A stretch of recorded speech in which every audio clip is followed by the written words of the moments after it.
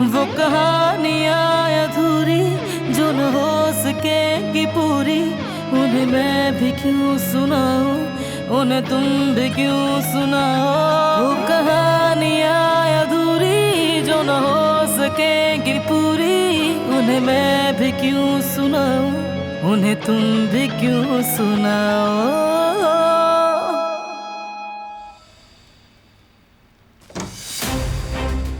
फरहान साहब जल्दी चले। क्या हुआ? ईरान साहिबा आजाद साहिबा के कमरे में गई हैं। जल्दी चले, कहीं घर में तूफान ना आ जाए।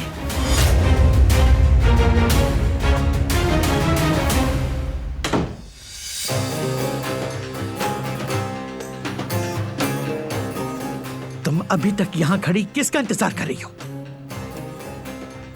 मैं अपनी बात पूरी करके यहाँ से जाऊंगी। या अल्लाह सब्र दे। आप यहाँ मुझे खून खराबा रोकने के लिए लाई थी। खून के बदले आपने मुझे मेरी फैमिली से अलग कर दिया, मेरी शादी करवाई, वो भी मुझसे पूछे बगैर। आपने बदतमीज! क्या मैं चाहती थी कि तुम मेरी बहू बनो? 12 अंक का फैसला था कि तुम्हें यहाँ लेकर आया जाए। हर रोज वो तुम्हारा सुर्ख चेहरा देखकर हमसे मज़ाहिमत करने लगा है। लेकिन मैंने ये शादी करने के बारे में कभी सोचा नहीं था। ये बात आप भी जानती हैं। मेरे बहुत से ख्वाब थे, लेकिन ये जिंदगी, मुझे और अपने पोते को अनचाहे रिश्ते में बांध दिया आपने। थोड़ा गौर करें, मुझे देखें, मुझसे कितनी बड़ी कुर्बानी मांगी गई ताकि इस खून खराबे से बचा जा सके। देख रही हैं ना आप? देख रही हूं तो क्या करूं मैं? वैसे भी खून तो कई सालों पहले बहा था, सिर्फ तुम्हारे कातिल बाप की वजह से। उसने जान ली मेरी बहू की और मेरे बेटे को मोहताज बना दिया मेरे लिए। आपने सही कहा, मेरे बाबा मुजरिम हैं, लेकिन आज और कल में क्या फर्क है? उन्हें भी तो जानवरों की तरह पीटा गया ना।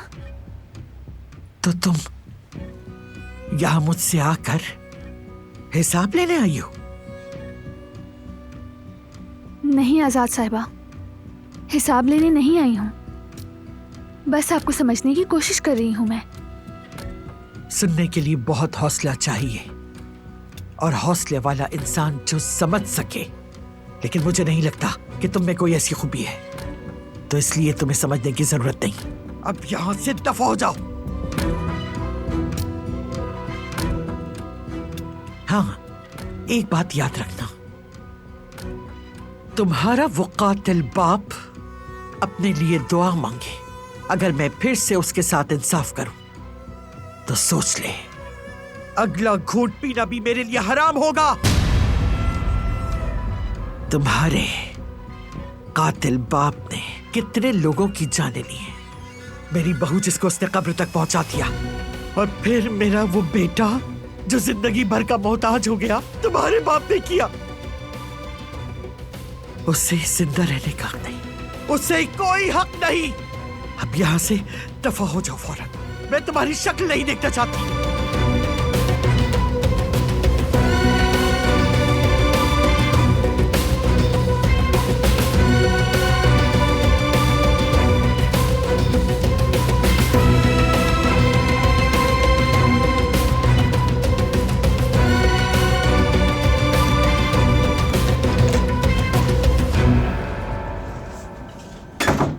क्यों गई थी तुम दादी जान के पास? तुमने तो मुझे नहीं बताया, मुझे खुद पता चल गया।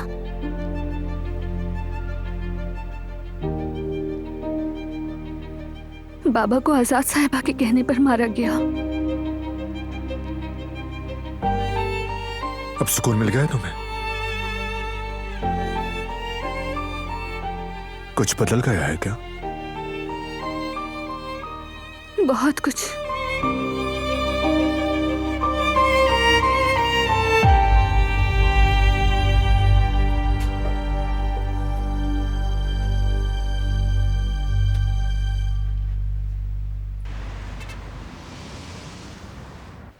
मेरी इतनी मदद करने के लिए आपका शुक्रिया भाई।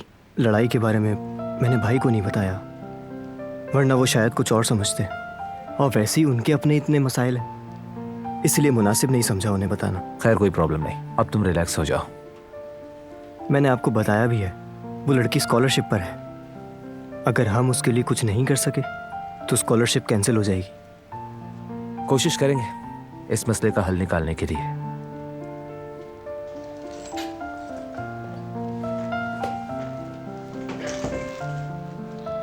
आप वकील करीम और नूर है ना? जी बिल्कुल, मैं ही हूँ। नाइस टू मीट यू करीम साहब, आप तशरीफ रखिए।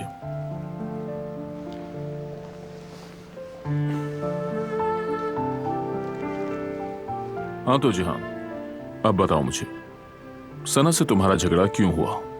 मैंने झगड़ा नहीं किया था सर। दरअसल मैं तो झगड़ा खत्म करवाने गया था। लड़ तो वो लोग रहे थे सर। लेकिन तुम्हारे दोस्त कुछ और कह रहे हैं। उन्होंने डिसिप्लिन बोर्ड को बयान दिया है और वो सब एक बात पर एग्री हैं कि लड़ाई सिर्फ तुम्हारे और सना के दरमियान ही हुई थी। नहीं सर, झूठ बोल रहे हैं वो लोग। बल्कि वो सारे लड़के मिलकर उस लड़की को तंग कर रहे थे। मैं तो बस बीच में आया ताकि वो सब खत्म हो जाए। उस लड़की का हाथ हादसाती तौर पर मेरे मुंह पर लगा था। उसकी नीयत नहीं थी, बस इतनी सी बात है। वो सब मिलकर झूठ बोल रहे हैं सर। जिहान, थोड़ा आराम से बात करो। मुझे यकीन है प्रिंसिपल साहब इस मसले का कोई ना कोई हल जरूर निकाल लेंगे। जी हाँ, अब जबकि तुमने अपना बयान दे दिया है तो फिर मैं तुम्हें सजा देने का इरादा मुलतवी कर रहा हूं। लेकिन सना के लिए कुछ भी कहना बहुत मुश्किल है।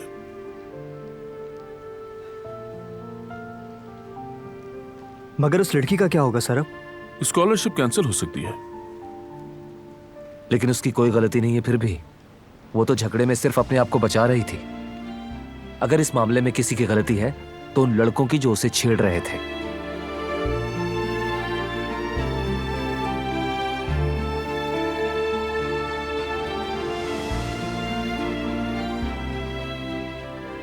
ये वीडियो देखिए, फिर अपनी राय दीजिए।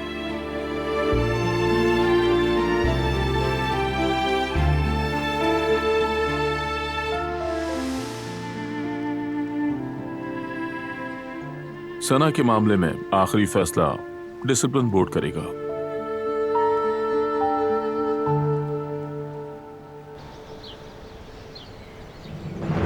मैं दवाइयां ले आया हूं बाबा। सारी दवाइयां लाए हो? हाँ, ले तो आया हूं दवाइयां, लेकिन आप इनका करेंगी क्या?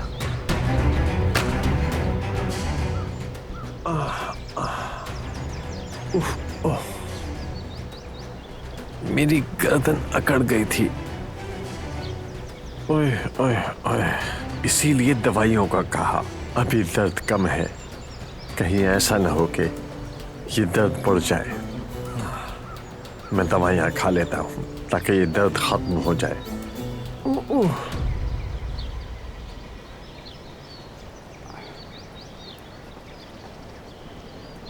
ये दारिया यकीनन कुछ न कुछ गलत कर रही है। किन सोचों में गुम हो तुम हसीना? आपने तो डरा ही दिया। तुमने बताया नहीं कि तुम क्या सोच रही थी। दिलान साहिबा को किसने अगवा किया था, मैं इस बारे में सोच रही थी। तुम क्यों सोच रही हो? तुम इससे क्या? इसके पीछे दारिया साहिबा का हाथ होगा तो मुझे हैरत नहीं होगी। ऐसा क्यों कह रही हो तुम? कुछ पता चला है क्या? नहीं, मुझे कैसे पता होगा? नहीं तो फिर अचानक दारिया का नाम बिला वजह क्यों लिया? क्या कुछ देखा है तुमने? नहीं, ये बात नहीं है, बस ऐसे शक हो रहा था। कुछ यकीन से नहीं कह सकती, गलत भी हो सकता है। मेरा मतलब है अगर ऐसा है तो हमें अब भी दारिया पर जरूर नजर रखनी चाहिए। तुम वो लड़की नहीं जो बिला वजह कोई बात कहो। तुम बहुत सही हो और बहुत समझदार भी, जो आसानी से किसी के हाथ नहीं आती। यानी अगर तुम किसी चीज के बारे में सोच रही हो, उसकी कोई ना कोई वजह तो होगी। मेरा मतलब है कि अब उस पर नजर रखनी होगी। जी हाँ, रखूंगी।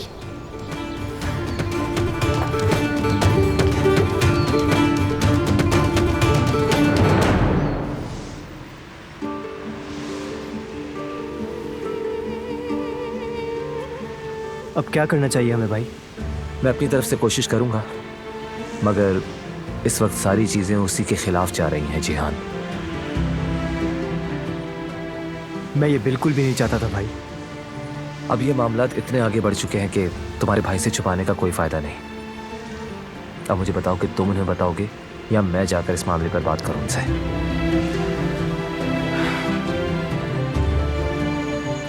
खुद बताऊंगा मैं उन्हें। तुम्हारी मर्जी, जो ठीक लगे।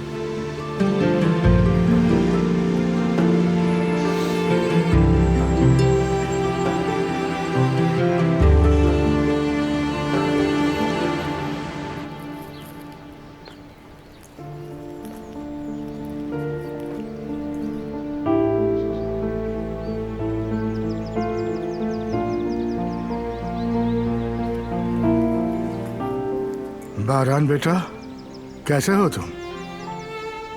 ठीक हूँ अहमद चाचा। कदर ने मुझे बताया था कि आज हम सबकी इफ्तारी की दावत है, इसलिए मैं अपना काम जल्दी जल्दी खत्म करके यहाँ आ गया। बैठकर कुछ बात कर ली जाए।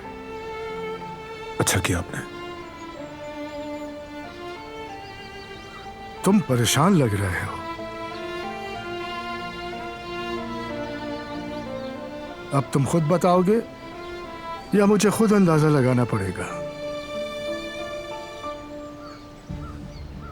अगर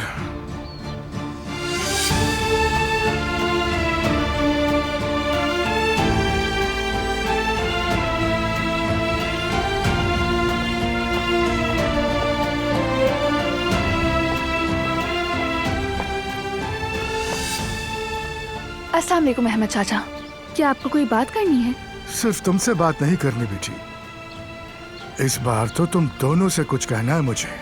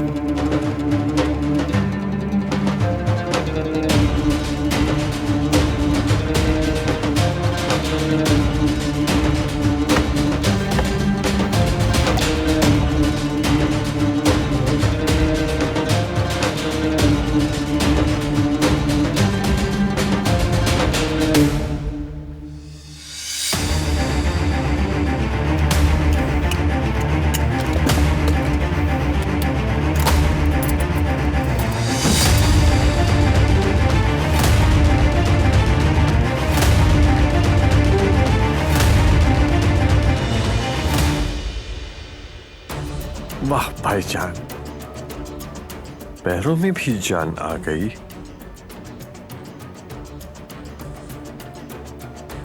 लेकिन ये आपकी आखिरी कोशिश है।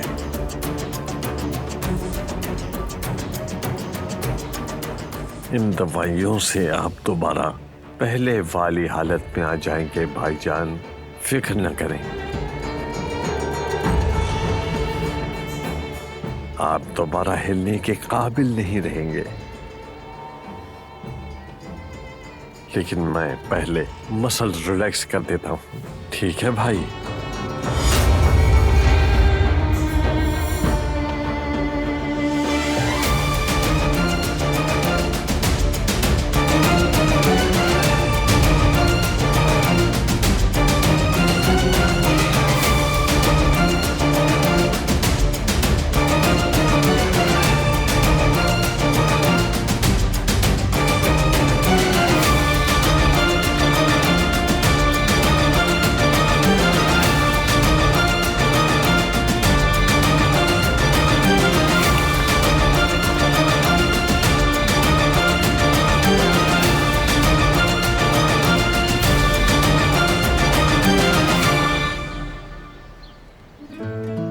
तुम दोनों ने खून खराबा रोकने के लिए ये रास्ता चुना, अपनी फैमिली को बचाने के लिए, उनकी जिंदगी के लिए। किस्मत ने तुम दोनों को मिला दिया।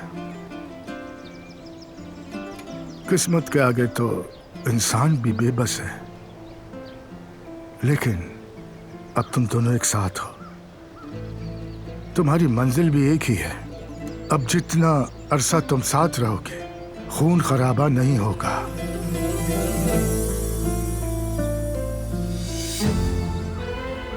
लेकिन अगर तुम दोनों एक दूसरे को ठुकरा कर उसी तरह दुश्मनी निभाओगे, अगर तुम दोनों एक दूसरे से हिसाब किताब करोगे और मुंह मोड़ोगे, तो उसी दिन खून खराबा शुरू हो जाएगा। कहने को तो कोई भी एक पत्थर तक नहीं हिला सकता, लेकिन फिर भी कतरा कतरा गिरे तो एक गढ़ा बन जाता है। मतलब कि तुम दोनों चाहो तो मसला हल हो जाए। मोमबत्ती खुद फना होकर, खुद को मिटाकर दूसरों तक रोशनी पहुंचाती है, यही उसकी पहचान है। मौलाना असगर कहते थे, जरूरत पड़े तो आपस में एक दूसरे से बात करो, लेकिन एक दूसरे की रोशनी को बुझने ना देना, क्योंकि तुम दोनों में से किसी एक की भी रोशनी बुझ गई तो दोनों अंधेरे में डूब जाओगे। अगर एक दूसरे का सहारा नहीं बनोगे तो उसका नतीजा दोनों के खानदान भुगतेंगे।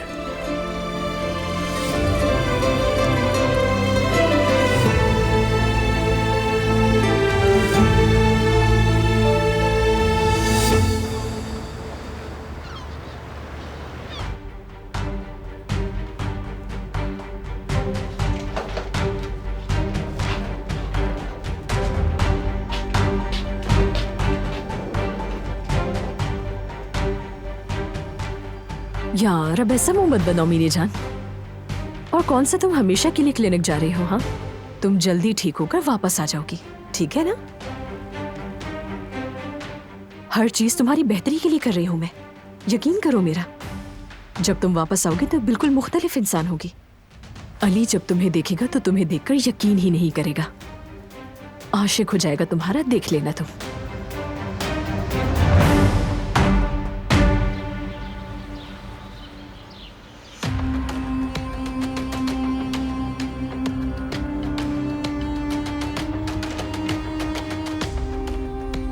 अरे क्या बात है, तुमने अभी तक कपड़े चेंज नहीं किए? यही ठीक है। हाँ बेटा, दरवाजा खोलो। खोलो खोलो, क्योंकि इसके अलावा और कोई चारा नहीं।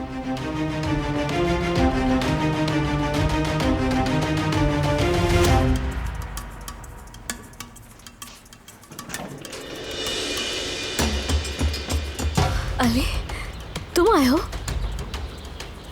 तो वो मेहमान अली था अम्मी? बेवकूफ बेटा, इस वक्त यहाँ क्या करने आए हो? खैरियत है? मुझे सईद चाचा ने इफ्तार के लिए कहा था, इसीलिए आया हूँ। बेहतर है कि तुम इस वक्त यहाँ से चले जाओ। अरे क्या कह रही हो, पागल हो गई हो? आओ बेटा, चलो अंदर आ जाओ। रमजान की पहली इफ्तारी हमारे साथ करो, यहाँ पर कोई भी गैर नहीं। चलो अंदर आओ। क्या इजाजत है मुझे? ओहो, इजाजत की क्या जरूरत है? चलो आओ, अंदर आओ। चलो अंदर आ जाओ। ये मैं इफ्तारी के लिए लाया हूँ। शुक्रिया, इसकी क्या जरूरत थी? ऐसी कोई बात नहीं है।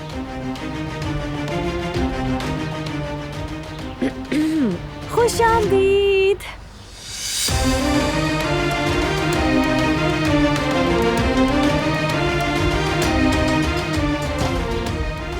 तुम जल्दी अंदर जाओ।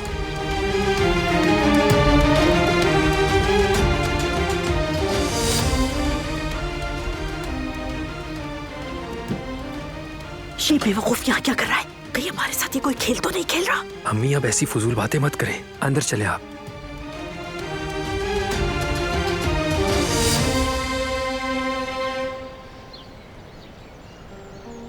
किस्मत ने तुम दोनों को मिला दिया। किस्मत के आगे तो इंसान भी बेबस है, लेकिन अब तुम दोनों एक साथ हो, तुम्हारी मंजिल भी एक ही है। अब जितना अरसा तुम साथ रहोगे, खून खराबा नहीं होगा। कहने को तो कोई भी एक पत्थर तक नहीं हिला सकता, लेकिन फिर भी कतरा कतरा गिरे तो एक गढ़ा बन जाता है। मतलब कि तुम दोनों चाहो तो मसला हल हो जाए। अगर एक दूसरे का सहारा नहीं बनोगे तो उसका नतीजा दोनों के खानदान भुगतेंगे।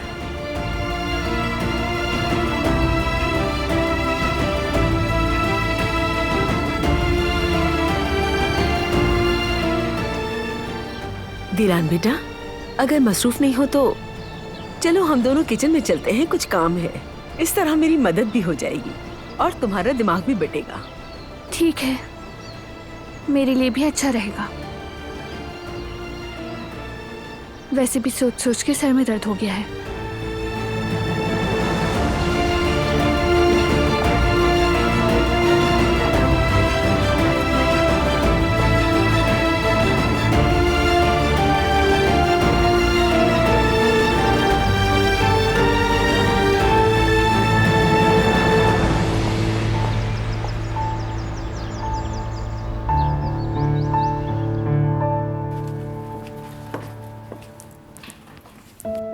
तो गुल बेटा सारी चीजें निकाल दी हैं? सब निकाल दिया है अम्मी, लेकिन आप फिर भी एक नजर देख लें, कुछ रह ना जाए।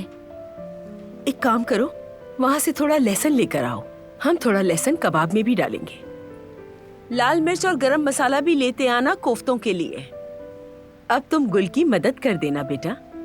ठीक है आपा, लेकिन पहले मैं अपने हाथ धोकर आती हूँ। इतने सालों में इस घर में बहुत सी तब्दीलियां देखी हैं मैंने, लेकिन रमजान की तैयारियों और जज्बे में कोई तब्दीली नहीं आई। हर रमजान की पहली इफ्तारी इस घर के दुल्हा दुल्हन मिलकर बनाते हैं। हमेशा यही होता आया है। कितने सालों तक आयतीन साहिबा और कुदरत साहब घर का किचन संभालते थे और दोनों मिलकर अफ्तारी बनाते थे। वैसे तो उन्हें इफ्तारी बनाने की आदत थी और मैं तो बस उनकी किचन में मदद कर रही होती थी। मैं उनको वो सारी चीजें लाकर देती थी जो वो बोलते थे। और बेटा जानती हो तुम, वो दोनों घर के काम में बहुत जिम्मेदार थे, क्योंकि अब तुम इस घर की दुल्हन और बारान साहब इस फैमिली के सरदार हैं। वो रिवायत मेरी बहू आयदन के साथ उस मिट्टी में दफन हो गई, इसीलिए फौरन किचन से चली जाओ।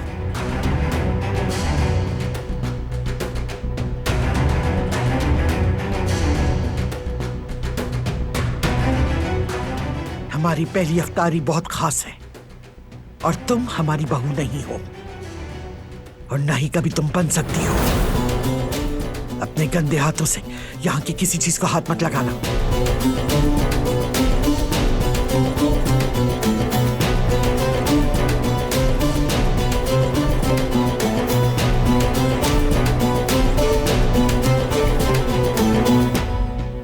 रुको, तुम बीच में मत आओ बारान।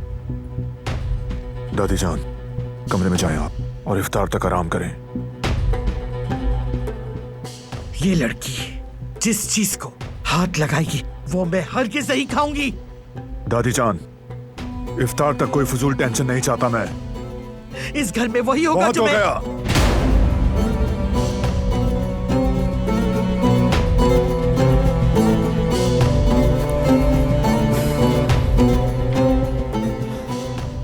रस्म वहीं से शुरू होगी जहां छोड़ी गई थी। हम अपनी पहली इफ्तारी अपने हाथों से बनाएंगे।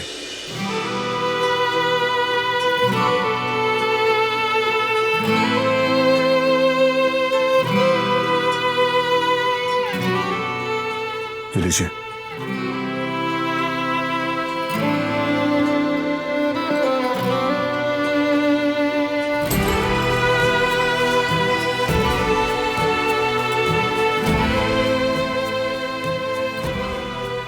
देख क्या रही हो, चलो काम करो।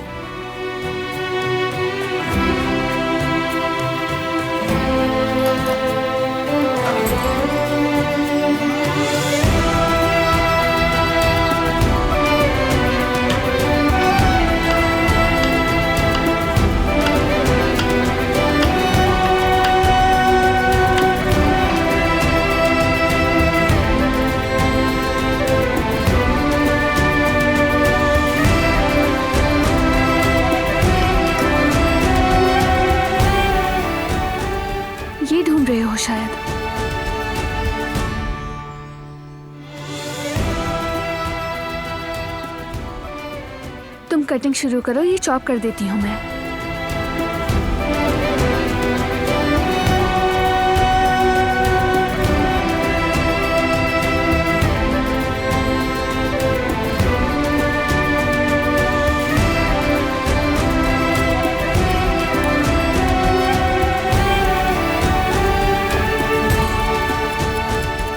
इसे इस तरह नहीं छीलते। मैं तो ऐसे ही करूंगा। लेकिन इस तरह से नहीं होगा। तो मुझे इस तरह से कुछ नहीं कर सकते।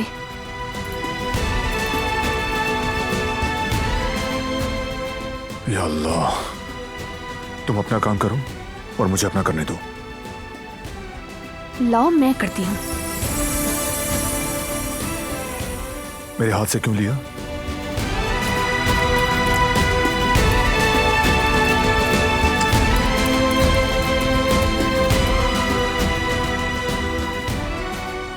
खुद ही कर लो अब।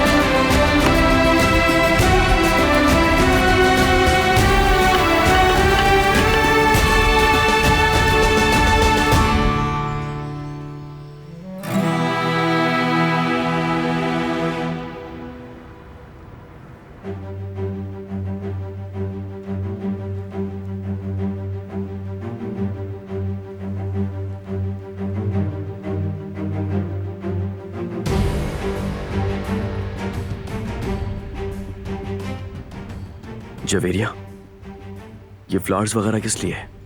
इफ्तार में से जाते हैं क्या? ये फिक्रे साहिबा है, बड़ी शिकारी है।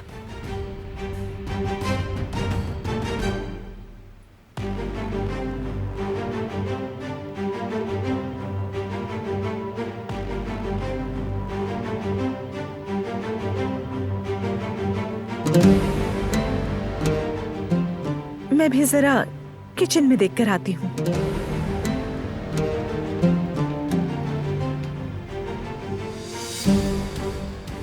क्या सोचकर तुम ये सब कुछ कर रही हो? हाँ, ये किस किस्म की नामाकूल हरकत है? पागल हो गई हो क्या?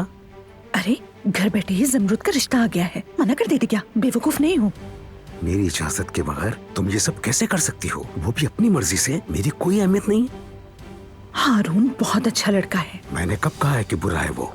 क्या मतलब है तुम्हारा? चलो अब बहस शुरू कर दो। क्या तुमने जमरूद से पूछा? हाँ, क्या वो चाहती है हारून से शादी करना? पहले ये बताओ मुझे, क्या तुमने उसकी राय ली? क्यों नहीं करेगी? क्या बुराई है उसमें?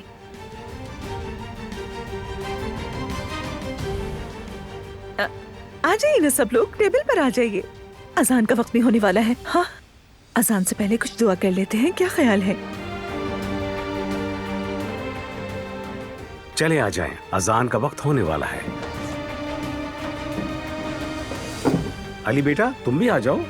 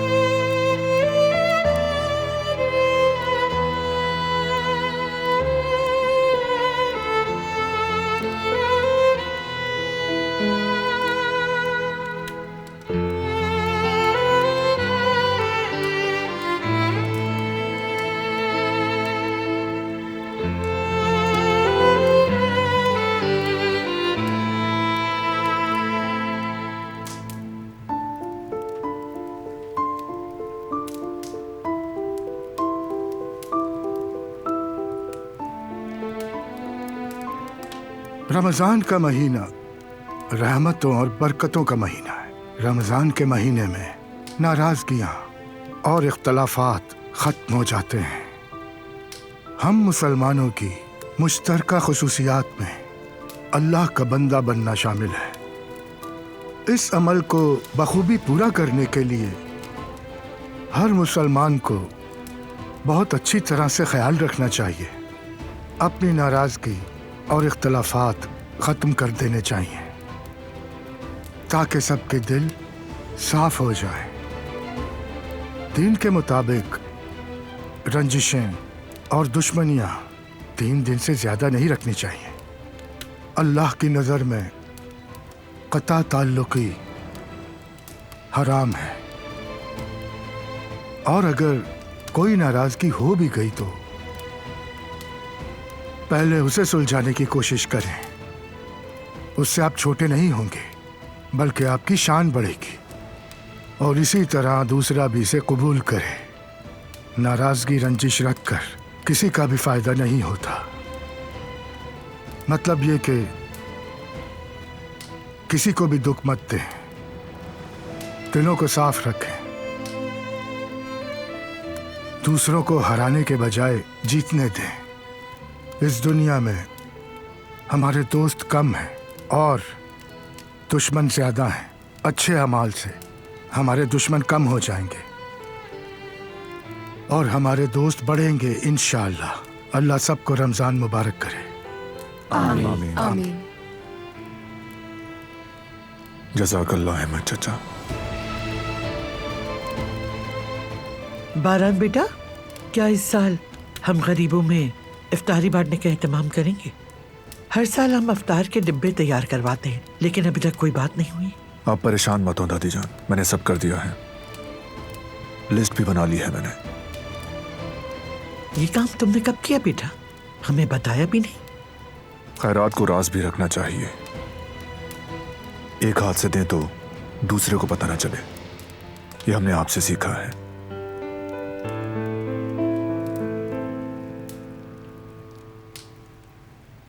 अजान शुरू नहीं हुई? बस होने वाली है। देखो हो गई अजान हो गई। हाँ, अल्लाह रोजा कबूल करे। बिस्मिल्लाहिर्रहमानिर्रहीम।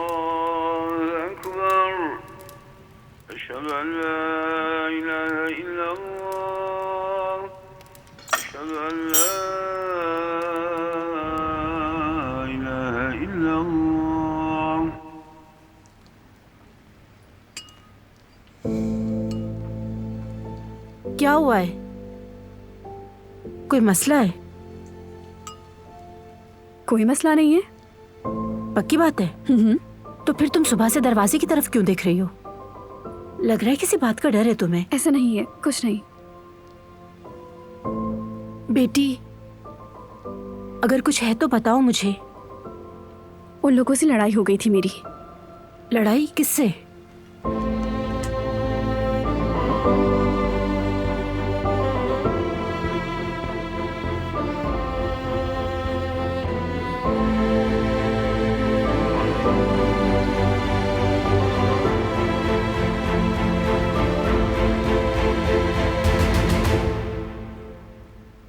समझाया था मैंने, समझाया था तुम्हें। क्यों लड़ाई की तुमने?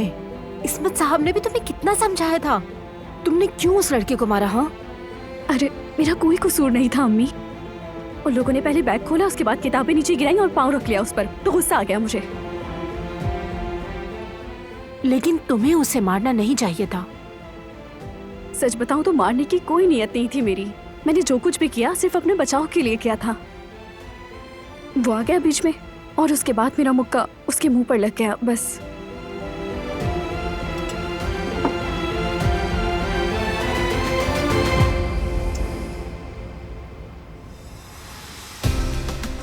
जी तो जनाब, अब हमें मजीद वक्त जाया नहीं करना चाहिए।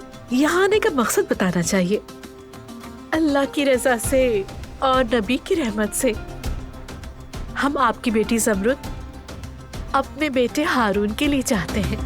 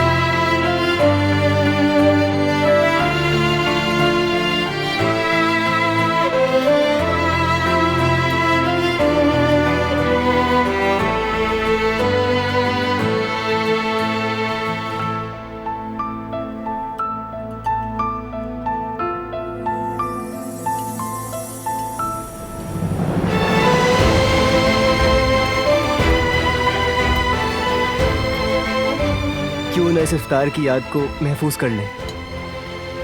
हाँ जरूर।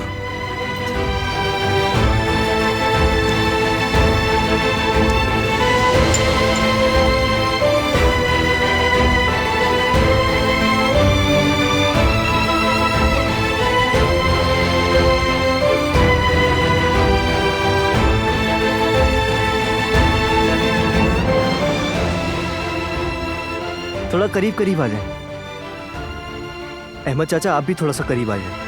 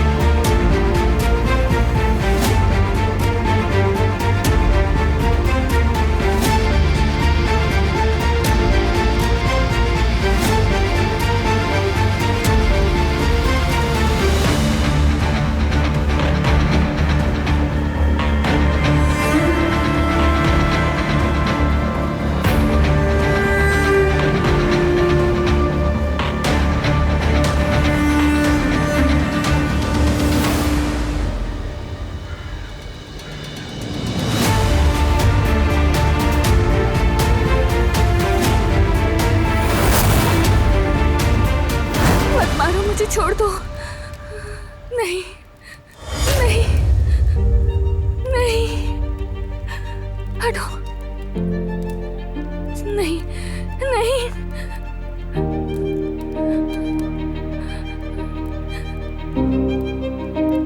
ठीक हो ना?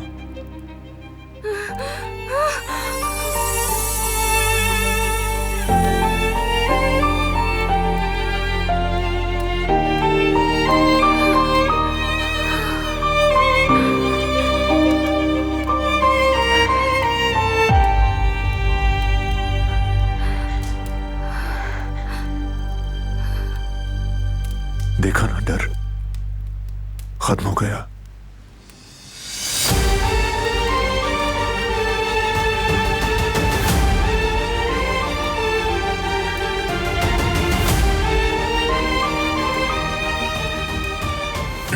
मैं हूं यहां।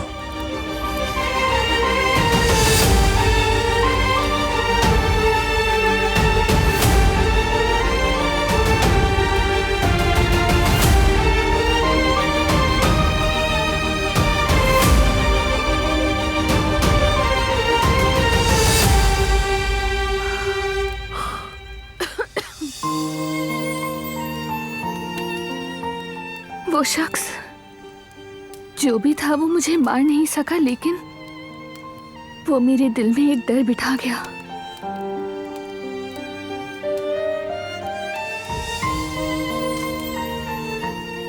उसने मुझे मारने के लिए सब कुछ किया।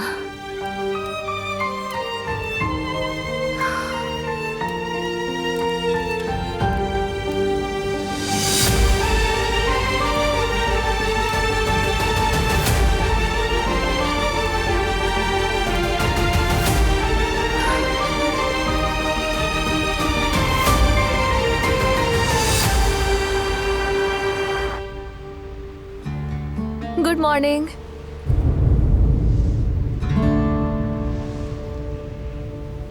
गुड मॉर्निंग अली, कैसे हो तुम? हाँ, गुड मॉर्निंग भाई, ठीक हूँ।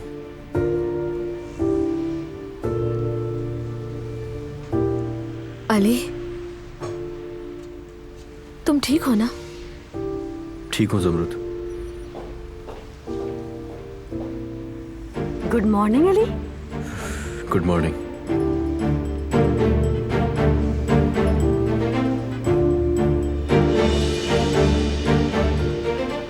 क्या हुआ जवेरिया, क्या इशारा कर रही हो? अरे नहीं नहीं जवदत, मैं तो जमरुद से बात कर रही थी। जमरुद, कल के बारे में हमारी बात ही नहीं हुई, क्या सोचा तुमने? अली, वो मुझे बाहर लॉन में बहुत काम है, क्या तुम मेरी आकर मदद करोगे? क्या फौरन अभी चलना है मुझे? हाँ भाई, काम तो रुकते ही नहीं है। आजा चले।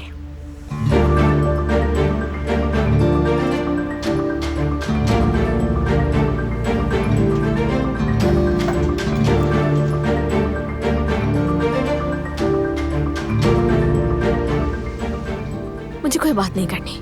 ठीक है, मर्जी है तुम्हारी। मैं भी बाहर जा रहा हूँ जवेरिया की मदद करने के लिए।